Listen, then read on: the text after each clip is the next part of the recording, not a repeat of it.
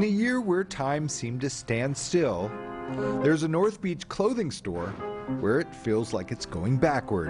There you go. The maestro behind the tape Arms down. is Al Rabaya. Yeah, I like this one. The sign on his corner shop says Al's Attire. Are we going to do a notch lapel or a peak lapel? I was born in the Philippines. Our family came here as an immigrant family in the late 60s. Rabaya was still in junior high when he caught the shoe bug, learning to craft them himself. He opened his first shoe store when he graduated high school. Called it Taming of the Shoe. Then he fell in love with vintage clothing. But it's really the construction technique of the old days that it really appeals to me.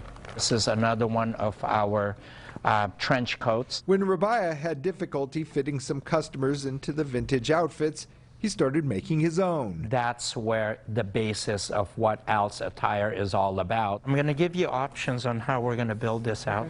Soon he was making suits, dresses, bags, hats, looking as though they were made decades ago and stuffed into a time capsule. It's really well known for making the football. He's outfitted everyone from athletes to rock stars. Carlos Santana, he's one of my beloved clients. In a city that's famous for sweatsuits and athleisure wear, Al's like the last glimmering candle of hope to make people here just not look like schlubs.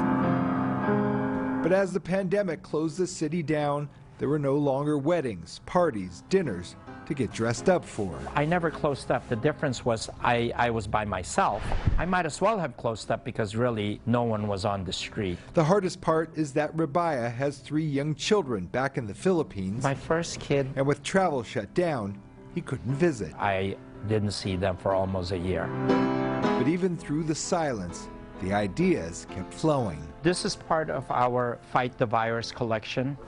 It's made out of basketball. We take baseball gloves, take it apart, and we'll do a duffel bag. Along with shoe and clothing repair business from the neighborhood, Rabaya survived. And here's Al down the street, still making clothes by hand and shoes by hand and legitimately making people not only look better, but feel better about themselves. Rabaya's clothing may look back, but he's steaming forward. In a place where fashion and people sometimes feel timeless. Joe Rosato Jr., NBC Bay Area News.